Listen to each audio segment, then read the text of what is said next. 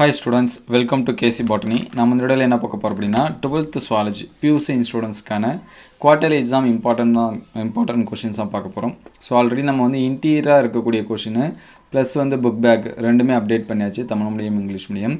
So அந்த வீடியோஸை பார்க்கலனா பிளேலிஸ்ட்டில் அண்ட் வீடியோ லிஸ்ட்டில் இருக்கும், செக் பண்ணி பாருங்கள். ஏன்னா அதில் வந்து வீடியோட டைட்டில் பார்த்தீங்கன்னா 12th பயாலஜி பாட்னி அப்படின்னு தான் இருக்கும். ஸோ அதில் பயோசுவாலஜி அண்ட் சுவாலஜி ரெண்டுமே சொல்லியிருக்கோம், அதை பார்த்துருங்க. ஸோ சாப்டர் 1 to 9 என்னென்ன இம்பார்ட்டன்ட் கொஷின் இருக்குது book back, mostly book back நீங்கள் படிங்க. அதிலே 70க்கு பார்த்தீங்கன்னா 60% ஆஃப் மார்க்ஸ், சரிங்களா? பர்சன்டேஜ் சொல்ல முடியாது, 70க்கு 60 கண்டிப்பாக என்ன பண்ண முடியும் அப்படின்னா ஸ்கோர் பண்ண முடியும். So 2 mark 3 mark and 5 marks ஒன்று மட்டும் இன்டீரியர் கொஷின் வந்து கேட்பாங்க. ஒரு சில டிஸ்ட்ரிக்டில் டிஃப்ரெண்ட்டாக இருக்கும். ஆல்ரெடி நம்ம லாஸ்ட் இயர் நடந்த கொஷின்ஸ் எல்லாமே அப்டேட் பண்ணியிருக்கோம், சரிங்களா? அது எல்லாமே வீடியோ லிஸ்ட்டு அண்ட் ஷார்ட்ஸில் இருக்குது, செக் பண்ணி பாருங்கள். So first chapter 1 both Tamil medium and English medium ரெண்டு மீடியம் ஸ்டூடெண்ட்ஸும் நோட் பண்ணி வச்சுங்க. ஸோ கமெண்ட்டில் மறக்காமல் பியூ சைன் டைப் பண்ணுறேங்க. ஏன்னா பியூ சயின்ஸுக்கு நிறைய பேர் தேடிட்டு இருக்காங்க, அவங்களுக்கு எல்லாமே ஹெல்ப்ஃபுல்லாக இருக்கும், சரிங்களா? ஃபஸ்ட்டு இந்த கொஷின்ஸ் எல்லாமே சாப்டர் 1 பொறுத்த வரைக்கும் முடிஞ்ச அளவுக்கு எல்லாமே படிக்க ட்ரை பண்ணுங்கள். அப்படி இல்லை அப்படின்னா இது மட்டும் படிச்சுங்க, சரிங்களா? 5th கொஷின்ஸ் வந்து நல்லா படிச்சுங்க, 7th வந்து நல்லா படிச்சு வச்சுங்க. அதுக்கடுத்து பார்த்தீங்கன்னா இந்த 10வது கேள்வி, சரிங்களா? இது வந்து நல்லா படித்து வச்சிங்க. தமிழ் மீடியம் இங்கிலீஷ் மீடியம் ரெண்டுமே சேம் கொஷின் நம்பர் தான். ஸோ அதுக்கடுத்து பார்த்தீங்கன்னா இதில் 12ல் ஏ நல்லா பார்த்து வச்சுங்க, பியும் படிச்சு வச்சுங்க. அதுக்கடுத்து 13, 14 வந்து 5 மார்க்ஸில் கேட்கறதுக்கான வாய்ப்பு இருக்குது. இந்த கொஷின்ஸ் எல்லாமே நல்லா ரிவிஷன் பண்ணிங்க. So next chapter 2. So chapter 2 பொறுத்த வரைக்கும் இந்த விரிவாக்கம் இருக்குது பாருங்கள், சரிங்களா? இது வந்து முடிஞ்ச அளவுக்கு கண்டிப்பாக படிச்சிருங்க. ஸோ எதனாச்சும் ஒன்று கூட கேட்கலாம், சரிங்களா? அதுக்கடுத்து 19வது கொஷினு, அதுக்கடுத்து 23, 22 மோஸ்ட்லி சாப்டர் 1 to 6 வரைக்குமே பப்ளிக் எக்ஸாம் ரொம்ப இம்பார்ட்டண்டான கொஷினு. ஏன்னா 50% ஆஃப் கொஷின்ஸ் இதில் தான் வராங்க. 30லேருந்து 40 மார்க் அளவுக்கு இந்த 6 லெசனில் தான் என்ன பண்ணுறாங்கன்னா எடுக்கிறாங்க. அதனால் இது நல்லா படித்து வச்சுங்க, சரிங்களா? அதுக்கடுத்து 25, 26, அதுக்கடுத்து 27, 28, சரிங்களா? அதுக்கடுத்து 29, இது எல்லாமே ரொம்ப ரொம்ப முக்கியம். அதுக்கடுத்து பார்த்தீங்கன்னா 31, சரிங்களா? இந்த கொஷின்ஸ் எல்லாமே நல்லா படிச்சுங்க. 33 இந்த மாதவிடாய் சுழற்சியோட குறைபாடுகள் இருக்கும், அந்த கொஷின்ஸும் படிச்சிருங்க. அதேமாதிரி 34 குழந்தை பிறப்புகளோட ஆக்சிடோசின் ரிலாக்ஸின் ஹார்மோனோட பங்கு, சரிங்களா? இதெல்லாமே நல்லா பார்த்து வச்சுங்க. இங்கே 37 இந்த கொஷின்ஸ் வந்து என்ன பண்ணுறேங்க படிச்சிருங்க. So next chapter 3. So chapter 3ல் இந்த விரிவாக்கம் இந்த கொஷின்ஸ் வந்து படிச்சிருங்க. அதுக்கடுத்து 13வது கொஷினு கருக்குலை சிசுக்குலைலாம் ரொம்ப சிம்பிளான கொஷின், சரிங்களா? அதை வந்து நோட் பண்ணி வச்சுங்க.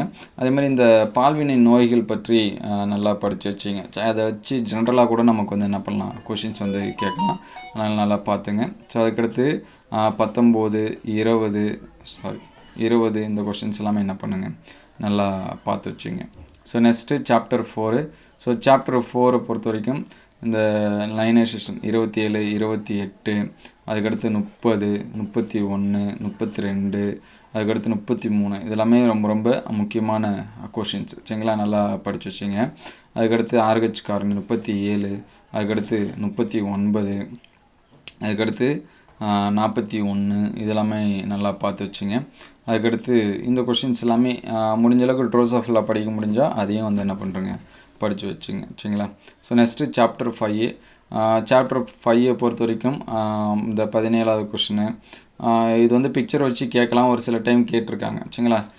இது வந்து நல்லா பார்த்து வச்சுங்க. 16, 18 ரொம்ப ரொம்ப முக்கியம். நம்ம பியூர் சயின்ஸ் பாட்னிலையுமே இந்த கொஷின்ஸ் எல்லாமே படிப்போம். அதுக்கடுத்து மனித மரபணு திட்டத்தை பற்றி இருக்கக்கூடிய கொஷின்ஸ் எல்லாமே படிச்சிருங்க. 20வது கொஷின்ஸ் இது எல்லாமே ரொம்ப ரொம்ப முக்கியம். அதுக்கடுத்து இந்த 24, 25 ஸோ இந்த கொஷின்ஸ் எல்லாமே என்ன பாருங்கள் நல்லா பாருங்கள். அதுக்கடுத்து கடத்த ஆர்என்ஏ இணைப்பு மூலக்கூறு, ஆர்என்ஏ டிஎன்ஏ வேறுபாடு நம்ம கெமிஸ்ட்ரியில் படிப்போம், 11லேயுமே படிச்சிருப்போம், அதெல்லாமே பார்த்து வச்சிங்க. அதுக்கடுத்து இதற்கான எரி குறியீடுகள் கேட்டிருக்காங்க. இது மாதிரி கேட்கலாம் அல்லது வேறு கொடுத்து கேட்கலாம், சரிங்களா? அதனால் எல்லாத்துக்கும் தயாராக வர மாதிரி படிச்சிருங்க. அதே போல் இங்கே கொடுத்துருக்காங்க தெரியுங்களா, இதே போல் வேறு எதனாச்சும் குறியீடு கொடுத்து என்ன பண்ணலாம் கொஷின்ஸ் வந்து கேட்கலாம், சரிங்களா? அதனால் அதை வந்து பார்த்துருங்க. அதுக்கடுத்து முக்கியமாக இந்த கொஷின்ஸ் எல்லாமே இந்த லெசனில் படிச்சிருங்க.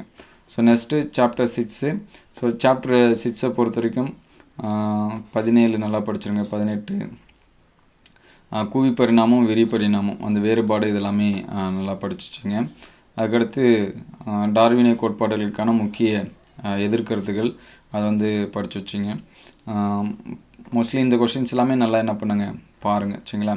அதுக்கடுத்து இந்த சீக்வன்ஸ் இதுவும் ஒரு சில டைம் 1 மார்க்ஸில் எப்படி வேணாலும் என்ன பண்ணலாம் கேட்கலாம். அது வந்து பார்த்துருங்க. நெக்ஸ்ட்டு அந்த மரபற்ற போதலை பற்றி நல்லா படித்து வச்சிங்க சரிங்களா. அதை வச்சு கொஷின்ஸ் வந்து என்ன பண்ணலாம் கேட்கலாம். ஸோ நெக்ஸ்ட்டு சாப்டர் 7 7 பொறுத்த வரைக்கும் நோய்களை பற்றி கண்டிப்பாக கேட்குறாங்க. ஸோ அதனால் நோய்கள் உங்களுக்கு தெரிஞ்சது படிக்க முடிஞ்சது எதேதோ அதெல்லாமே என்ன பண்ணி வச்சிங்க பார்த்து வச்சிங்க.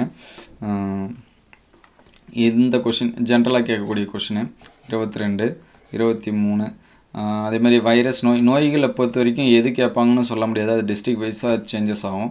அதனால் முடிஞ்ச அளவுக்கு எது படிக்க முடியுமோ படித்து வச்சுங்க. ஸோ 26 சரிங்களா. மினிமம் இந்த கொஷின்ஸ் எல்லாமே பாருங்கள். ஜென்ரலாக போதைகளை பற்றி நல்லா என்ன பண்ணுங்கள் படித்து வச்சுங்க. அது படித்தாலே புரிஞ்சிடும், ஈஸியாக தான் இருக்கும். So next chapter 8.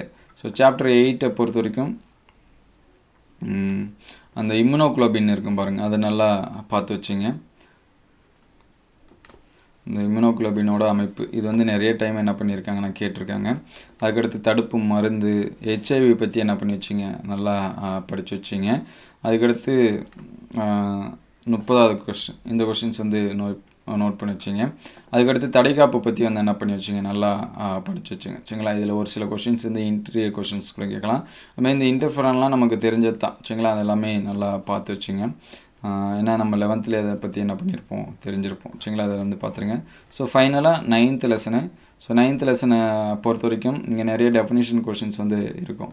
இந்த 10ல் பார்த்தீங்கன்னா உயிரிழப்பு பொருள், சூப்பர் பக்கு, சைமாலஜி இது எல்லாமே இதே மாதிரி கேட்கலாம். இல்லை தனித்தனியாக 2 மார்க்ஸ் கேட்கலாம். அதேமாதிரி இந்த 11வது கொஷின்ஸுக்கு பார்த்தீங்களா இது எல்லாமே தனித்தனியான 2 மார்க் கொஷின். அதுக்கடுத்து 15வது கொஷின், அதுக்கடுத்து 14 சரிங்களா. இந்த கொஷின்ஸ் எல்லாமே என்ன பண்ணி வச்சுங்க நல்லா பார்த்து வச்சுங்க.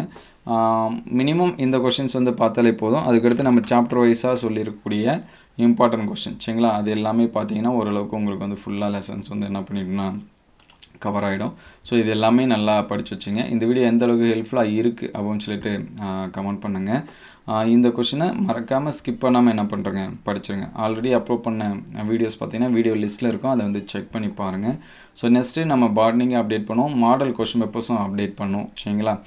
ப்ரீவியஸ் இயர் நடந்தது, அதேமாதிரி இந்த இயரில் மந்த்லி டெஸ்ட் கொஷின்ஸ் எல்லாமே இருக்குது. அதையும் அடுத்தடுத்த வீடியோவில் அப்டேட் பண்ணுறேன். ஆல்ரெடி இண்டிவிஜுவலாக அப்டேட் பண்ணியாச்சு, ஓவராலாக எல்லாமே அடுத்த வீடியோவில் அப்டேட் பண்ணுறேன். அதை பார்த்தா உங்களுக்கு ஒரு ஐடியா கிடைக்கும் சரிங்களா. என்ன மாதிரியான கொஷின்ஸ் வந்து கேட்டிருக்காங்க அப்படின்னு சொல்லிட்டு அதில் இருக்கக்கூடிய கொஷின்ஸ் எல்லாமே என்ன பண்ணி வச்சுருங்க நல்லா ஸ்கிப் பண்ணாமல் படிச்சுருங்க. ஸோ 1 மார்க்ஸு புக் பேக்கில் இருக்கிறது நல்லா தரவு பண்ணிக்கங்க. அதேமாதிரி புக் பேக் கொஷினும் நல்லா தரவு பண்ணிக்கங்க.